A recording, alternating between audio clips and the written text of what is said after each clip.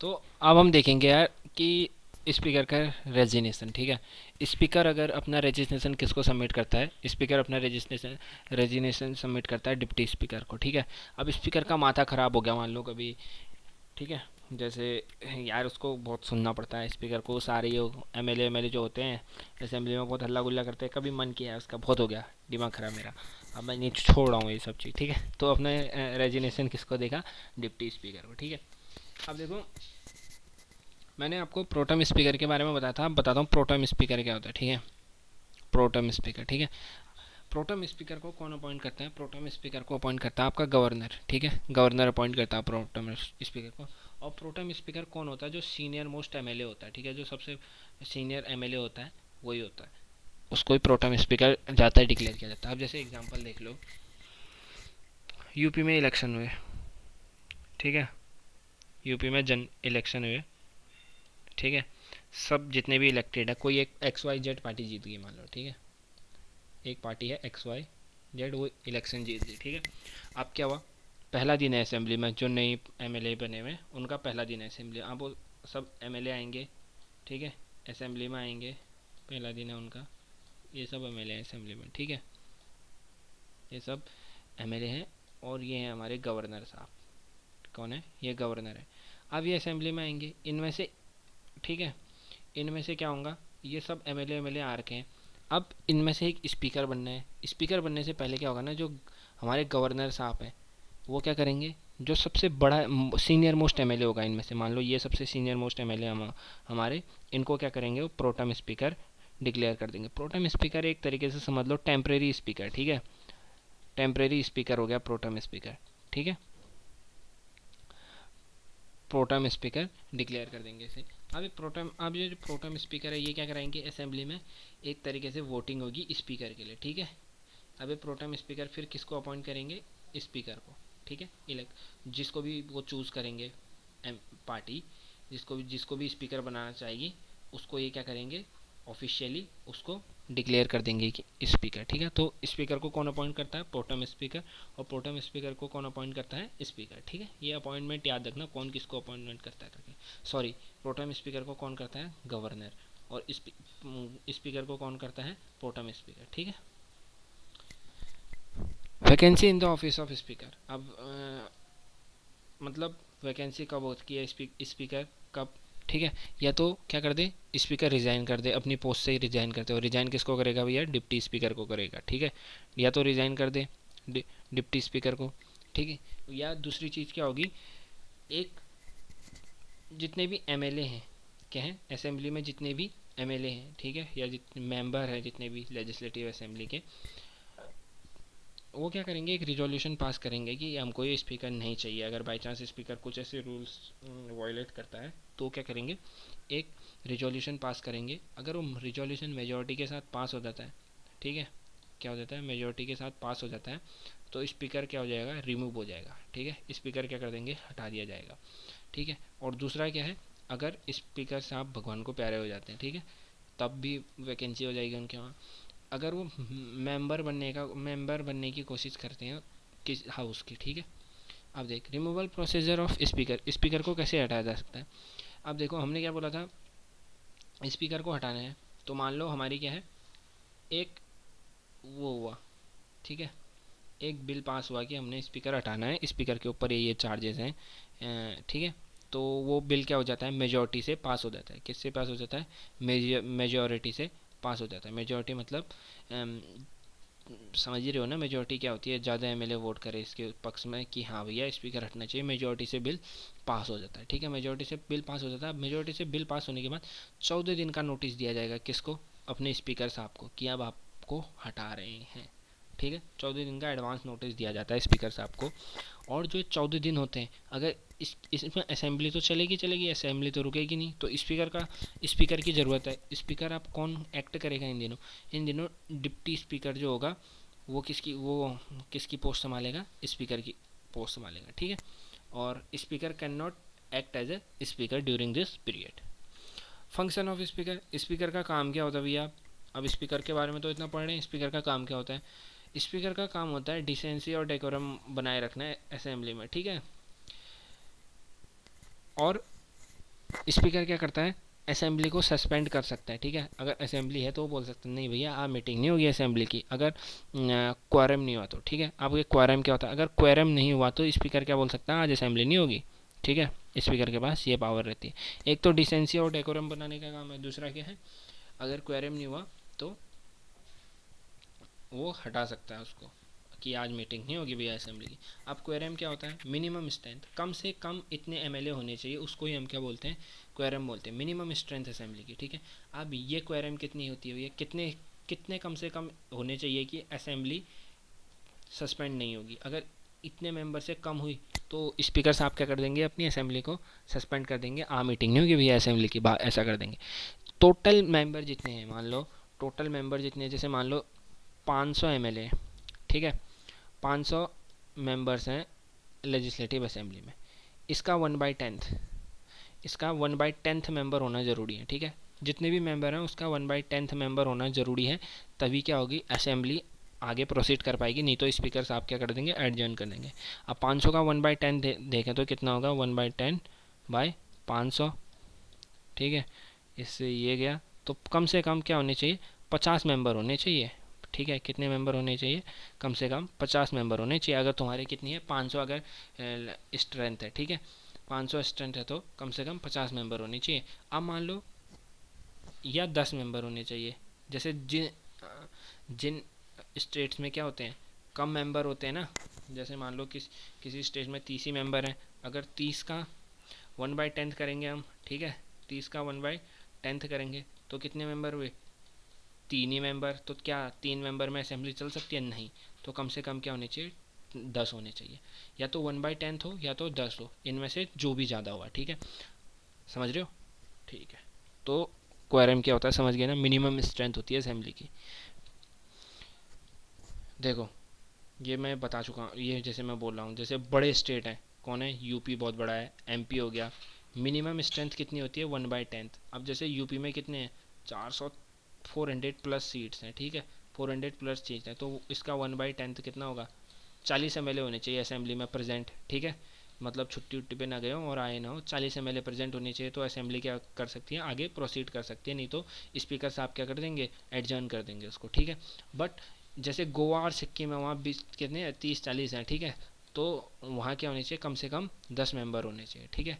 अब वहाँ गोवा और सिक्किम में 1/10 वाला रूल क्यों नहीं लग सकता, अगर 1/10 वाला रूल लगेंगे, मान लो 30 है तो कितने एमएलए होने चाहिए, 3 ही मेंबर होने चाहिए। क्या 3 मेंबर में शुरू कर देंगे, नहीं, कम से कम 10 होने चाहिए, ठीक है। और जो बड़े राज्य हैं वहाँ क्या होने चाहिए, 1/10 होने चाहिए, ठीक है। अब थैंक यू, आज के लिए ये लेक्चर इतना ही है। अब इसमें एक आता है डिप्टी स्पीकर, ठीक है। डिप्टी स्पीकर, डिप्टी स्पीकर के बारे में मैं आपको एक ब्लैंक पेज में पढ़ाता हूँ, थोड़ा डिप्टी स्पीकर के बारे में मैं बता देता हूँ आपको, ठीक है। डिप्टी स्पीकर भी है इम्पोर्टेंट, तो मैं उसको आपको बता देता हूँ। ब्लैक स्क्रीन निकालने की कोशिश करता हूँ मैं, रुकना, हाँ, वेट। तो अब मैं आपको बताता हूँ किसके बारे में, डिप्टी स्पीकर के बारे में। डिप्टी स्पीकर का ज़्यादा इतना बड़ा रोल कुछ है नहीं, स्पीकर जो हैं उनके ये वो है, मतलब अगर स्पीकर साहब को कुछ हो गया तो ये क्या बनेंगे, फिर उसके बाद क्या होगा, डिप्टी स्पीकर का वो होगा रोल, ठीक है, डिप्टी स्पीकर। अब देखो डिप्टी स्पीकर का रोल क्या, थोड़ा लिखने में वो हो रही है, आप समझ जाना है डिप्टी स्पीकर है, ठीक है, क्योंकि मैं माउस से लिख रहा हूँ तो आप लोग एडजस्ट कर लेना इसको थोड़ा। देखो डिप्टी स्पीकर के लिए क्वालिफिकेशन क्या होती है, ठीक है, क्वालिफिकेशन क्या होती है। अगर यार आप लोगों को ना ये सारे नोट्स चाहिए तो आप मेरे को बता दो, ठीक है, कमेंट सेक्शन में बता सकते हो आप लोग मेरे को, तो मैं इसके लिए एक टेलीग्राम चैनल खोल दूंगा, तो उसमें मैं आपको नोट्स प्रोवाइड कर दूंगा, ठीक है। अब जैसे आप देख सकते हो यार, मैं माउस से लिख रहा हूँ तो यहाँ पे थोड़ा दिक्कत हो रही है, तो आपको समझना पड़ेगा, ठीक है। ये क्वालिफिकेशन लिखा है मैंने, अब माउस से मेरा हाथ इतना सेट है नहीं, तो आप मैं बस डिप्टी स्पीकर आपको समझा रहा हूँ, उसकी स्लाइड नहीं बनाई थी, ठीक है। डिप्टी स्पीकर भी क्या होना चाहिए, असेंबली का मेंबर होना चाहिए, ठीक है। स्पीकर जैसे स्पीकर भी क्या होना था, असेंबली का मेंबर होता है, वैसे ही डिप्टी स्पीकर भी क्या होना चाहिए, असेंबली का मेंबर होना चाहिए, ठीक है। असेंबली का मेंबर होना चाहिए, कौन सी असेंबली का, लेजिस्लेटिव असेंबली का, मतलब ये भी क्या होना चाहिए, एमएलए होना चाहिए, ठीक है, या नॉमिनेटेड या वैसी, ठीक है, एमएलए होना चाहिए। और इन्हीं जो मेंबर्स हैं, जैसे मान लो मैंने आपको बताया था, इलेक्शन हुए, सब एमएलए आए, इन्हीं एमएलए में से एक स्पीकर छांटा जाएगा, एक डिप्टी स्पीकर छांटा जाएगा, ठीक है। इन्हीं एमएलए में से क्या छांटा जाएगा, एक स्पीकर और एक डिप्टी स्पीकर, अब देखो देखो एक चीज़ बताता हूँ आपको, डिप स्पीकर का इलेक्शन कौन कराता है? स्पीकर का इलेक्शन या स्पीकर का अपॉइंटमेंट कौन करता है? स्पीकर का इलेक्शन किसकी देख रेख में होता है? आपको मैंने बताया था, आप बताओ चलो। इसका किसकी किसकी देख रेख में होता है? प्रोटेम स्पीकर की, इसमें ठीक है, प्रोटेम स्पीकर की देख रेख में होता है। अब डिप्टी स्पीकर का कौन कराता है? ठीक है, डिप्टी स्पीकर का इलेक्शन कौन कराता है? डिप्टी स्पीकर का इलेक्शन कराते हैं हमारे स्पीकर साहब। जब स्पीकर बन जाता है, हमारा स्पीकर अपॉइंट हो जाता है, उसके बाद डिप्टी स्पीकर का इलेक्शन कौन कराते हैं? हमारे स्पीकर साहब। तो पहले स्पीकर के चुनाव होंगे, इस वो कौन कराएंगे? Pro tem speaker. फिर डिप्टी स्पीकर के कौन कराएंगे? स्पीकर साहब कराएंगे मैं, ठीक है। अभी रिसेंटली यार मैं किसी स्टेट का देख रहा था, वहाँ डिप्टी स्पीकर के चुनाव नहीं हो रखे थे, तो स्पीकर साहब का मैं बयान देख रहा था कि हम इसमें क्या कर सकते हैं। तो यार मेरे को बड़ी हंसी आई, स्पीकर साहब क्या कर सकते हैं? स्पीकर साहब ही इलेक्शन करा सकते हैं डिप्टी स्पीकर के, और क्या। ठीक है, मैं अभी से डिप्टी स्पीकर को डीएस लिखने की कोशिश करूँगा, ठीक है। इसमें लिखने में थोड़ी दिक्कत हो रही है, तो ये हो नहीं रहा, ठीक है, समझ जाना आप लोग। और नोट्स चाहिए होंगे तो आप मेरे को बता सकते हो वैसे। अब डिप्टी स्पीकर का फंक्शन क्या होता है? फंक्शन डिप्टी स्पीकर का कुछ नहीं होता है, ठीक है। फंक्शन क्या होता है उनका? डिप्टी स्पीकर का क्या होता है? फंक्शन क्या होता है? डिप्टी स्पीकर का फंक्शन क्या होता है? वो एज ए स्पीकर एक्ट करेंगे, ठीक है। स्पीकर की एब्सेंस में एज ए स्पीकर एक्ट करेंगे। अगर स्पीकर एब्सेंट है, ठीक है, स्पीकर एब्सेंट है या स्पीकर की तबीयत ख़राब है या स्पीकर हट जाता है, तो उसके टर्म में क्या करेंगे? Deputy speaker as a speaker act करेंगे, ठीक है। अब रिजाइनेशन देखो, डिप्टी स्पीकर अपना रिजाइनेशन किसको सबमिट करेगा? स्पीकर को। मैं दूसरी स्लाइड निकालने की कोशिश करता हूँ, ब्लैक वाली, ठीक है। अब देखो, मैं आपको रिलेट करते जा रहा हूँ, ठीक है। मैं आपको ऐसे बता रहा हूँ कि स्पीकर और डिप्टी स्पीकर में दोनों बताते हुए चल रहा हूँ आपको साथ साथ। अभी स्पीकर तो मैंने आपको बता दिया, अभी मैं डिप्टी स्पीकर को उससे रिलेट करते हुए चल रहा हूँ, ठीक है। थोड़ी जो पीछे से आवाज़ आ रही है उसको इग्नोर करना। तो डिप्टी स्पीकर, स्पीकर साहब अपना जो स्पीकर हैं, स्पीकर साहब हैं, वो अपना रिजाइनेशन किसको देते हैं? वो डिप्टी स्पीकर को देते हैं अपना रिजाइनेशन, ठीक है। अपना रिजाइनेशन किसको देते हैं? डिप्टी स्पीकर को। अगर डिप्टी स्पीकर साहब को रिजाइन करना है तो अपना रिजाइनेशन किसको देंगे? वो स्पीकर साहब को देंगे, ठीक है। अपना रिजाइनेशन किसको देंगे? स्पीकर साहब को देंगे। तो एक तरीके से वाइस वर्सा है, ठीक है। स्पीकर डिप्टी स्पीकर को अपना रिजाइनेशन देगा, डिप्टी स्पीकर स्पीकर को अपना रिजाइनेशन देगा, ठीक है। अब मैंने स्पीकर के उसमें बताया था कि वहाँ कैसे आती है वैकेंसी। वैकेंसी कैसे होती है? या तो वो रिज़ाइन कर दें स्पीकर साहब, या तो रिज़ाइन कर दें, या तो उनको हटा दिया जाए मेजॉरिटी के साथ, या वो एक्सपायर हो जाए, या वो मेंबर बनने की ceases to be a member of assembly, ठीक है। तो अब डिप्टी स्पीकर के केस में क्या होता है? डिप्टी स्पीकर के केस में वैकेंसी कैसे आएगी? पहली बात तो ये कि वो रिज़ाइन कर दें, ठीक है। क्या कर दें? रिज़ाइन कर दें। डिप्टी स्पीकर साहब क्या कर दें? रिज़ाइन कर दें। और दूसरी बात, या क्या कर दें? डिप्टी स्पीकर साहब को रिमूव कर दिया जाए, ठीक है, मेजॉरिटी के लिए। मेजॉरिटी पास करके, जैसे मैंने बताया था ना, मेजॉरिटी एक मेजॉरिटी वाला बिल निकाल के डिप्टी स्पीकर को क्या कर दें? हटा दें, ठीक है। वही है सेम स्पीकर वाला। और जैसे मान लो तुमने मेजोरिटी का बिल पास कर दिया, जैसे हम स्पीकर में कर रहे थे, तो स्पीकर को हम कितने दिन का एडवांस नोटिस देते थे? 14 दिन का एडवांस नोटिस देते थे। ऐसे डिप्टी स्पीकर को भी हम कितने दिन का एडवांस नोटिस देंगे? 14 दिन का एडवांस नोटिस देंगे। और इस 14 दिन के पीरियड में डिप्टी स्पीकर स्पीकर की तरह एक्ट नहीं कर सकता। ये बात भी आप याद रखना, जब स्पीकर ही स्पीकर की तरह एक्ट नहीं कर सकता तो डिप्टी स्पीकर क्या ही करेगा, ठीक है। तो ये था, इतना हो गया है। अभी डिप्टी स्पीकर भी मैंने आपको समझा दिया। डिप्टी स्पीकर कुछ है नहीं ज़्यादा, सेम वही है स्पीकर जैसा। क्वालिफिकेशन मैंने आपको इसमें बता ही दिए हैं, क्या बोलते हैं, क्वालिफिकेशन मैंने आपको इसमें बता ही दिए हैं, ठीक है। कि मेंबर होना चाहिए असेंबली का, इलेक्टेड मेंबर होना चाहिए असेंबली का, ठीक है। और क्या बोलते हैं, जो असेंबली आती है इलेक्ट होके, उन्हीं मेंबर्स में से, ये असेंबली में से ही किसी एक मेंबर को चुना जाता है।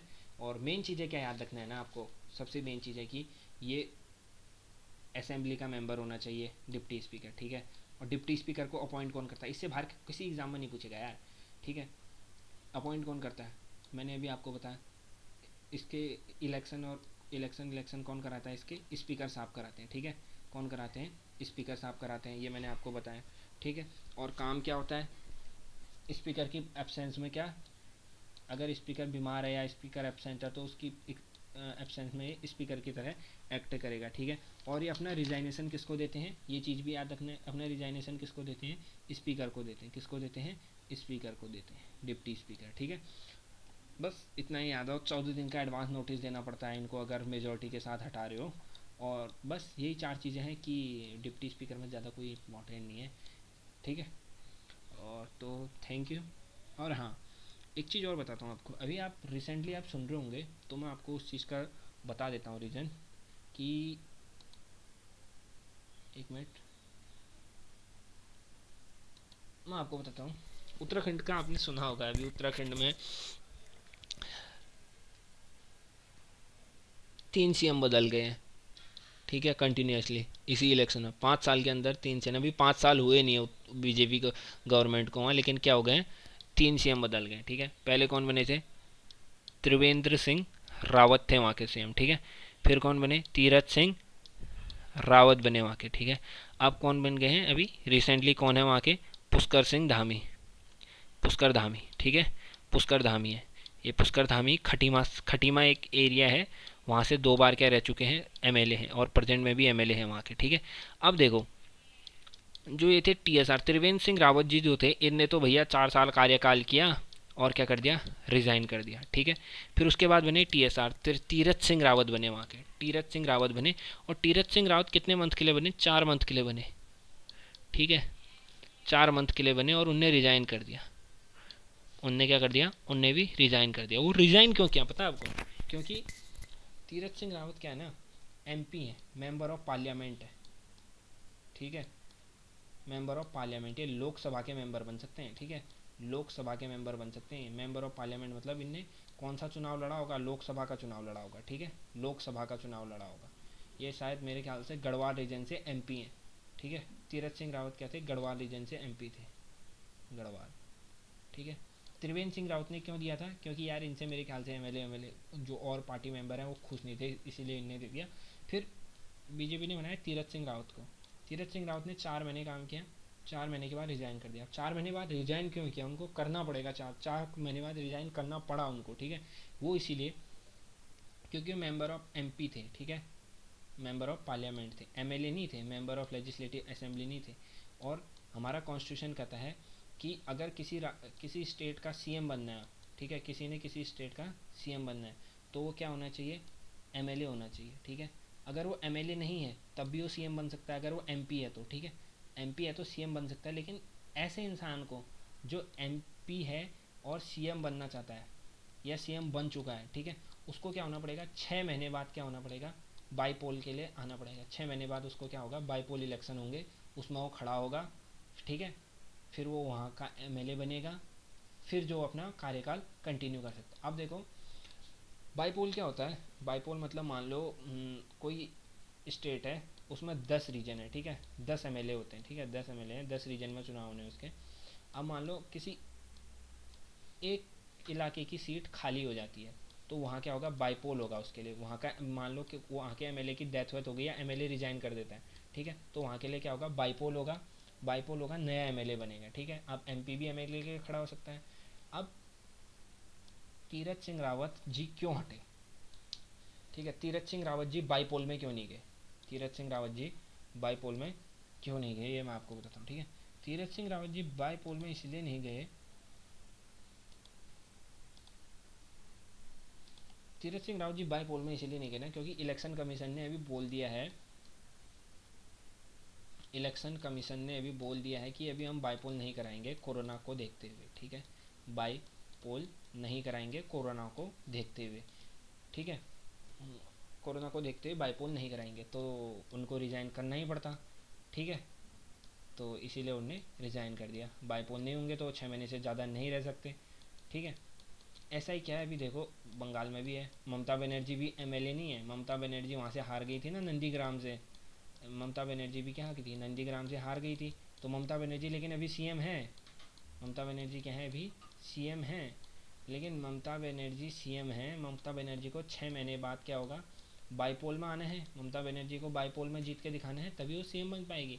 अब ये डिपेंड करता है ममता बनर्जी बाईपोल होंगे नहीं होंगे, ठीक है, बाईपोल होंगे या नहीं होंगे, क्योंकि अगर बाईपोल वहाँ होते हैं तो बीजेपी बोलेगी भैया हमको बाईपोल नहीं दिया, ठीक है, या ये बीजेपी का एक मूव भी बोल सकते हैं आप कि वो बोलेंगे अब बंगाल में, वहाँ उत्तराखंड में बाईपोल नहीं हुआ तो बंगाल में भी नहीं होगा 1 साल तक, भैया कोरोना काल चल रहा है, तो दीदी को भी अपनी सीट क्या करनी पड़ेगी, छोड़नी पड़ेगी। इसके लिए रिगार्डिंग में अभी आपको बताऊंगा यार, अभी और चांसेस है, बताएं लेजिस्लेटिव असेंबली मैंने आपको बताया, आपको मैंने क्या बताया था स्टेट में क्या क्या होते हैं, लेजिस्लेटिव असेंबली होती है, ठीक है, जिसको हम विधानसभा बोलते हैं, ठीक है, और कुछ स्टेट में क्या होता है लेजिस्लेटिव असेंबली, ठीक है, लेजिस्लेटिव काउंसिल सॉरी, जिसको हम क्या बोलते हैं विधान परिषद बोलते हैं, ठीक है। अब ना सीएम ना ये लेजिस्लेटिव काउंसिल का भी बन सकता है। लेजिस्लेटिव काउंसिल में क्या होते हैं अपॉइंटमेंट होते हैं, ठीक है, डायरेक्ट इलेक्शन नहीं होते हैं, अपॉइंटमेंट होते हैं ज़्यादातर, ठीक है। अब उत्तराखंड में तो लेजिस्लेटिव काउंसिल है नहीं, तो अगर उत्तराखंड में लेजिस्लेटिव काउंसिल होती तो सरकार बीजेपी की है वो क्या बोलते तीरथ सिंह रावत को यहाँ का मेंबर डिक्लेयर कर देती और वो कंटिन्यू करते। और ऐसा ही वेस्ट बंगाल में भी होता है, लेजिस्लेटिव काउंसिल होती तो ममता बनर्जी को क्या कर देते अपॉइंट कर देते लेजिस्लेटिव काउंसिल का मेंबर, और ममता बनर्जी भी बन सकती है, लेकिन दोनों स्टेट में क्या नहीं है लेजिस्लेटिव काउंसिल नहीं है। यार मैं अभी दूसरा लेक्चर लाऊंगा आपके लिए, ये लेजिस्लेटिव काउंसिल वाला है, काफ़ी बड़ा लेक्चर हो गया इसलिए मैं लेजिस्लेटिव काउंसिल दूसरे में समझाऊंगा, अभी स्टेट पॉलिटिक्स ख़त्म नहीं हो रही, ठीक है। अभी स्टेट पॉलिटिक्स का हमने सिर्फ एक पार्ट कर रखा है, लेजिस्लेटिव असेंबली। मैंने आपको स्टार्टिंग में बताया था ना कि 3 पार्ट है करके, समझ रहे हो, मैंने स्टार्टिंग में आपको बताया था 3 पार्ट है करके, रुको, मैंने आपको स्टार्टिंग में बताया था ना 3 पार्ट है करके इसके, ये देखो 3 पार्ट है। अभी मैंने आपको क्या समझा रखा है सिर्फ लेजिस्लेटिव असेंबली समझा रखा है। अभी मैं नेक्स्ट वीडियो में आपको लेजिस्लेटिव काउंसिल बताऊंगा और फिर गवर्नर के बारे में बताऊंगा और स्टेट पॉलिटिक्स हमारी ख़त्म हो जाती, ठीक है। Thank you.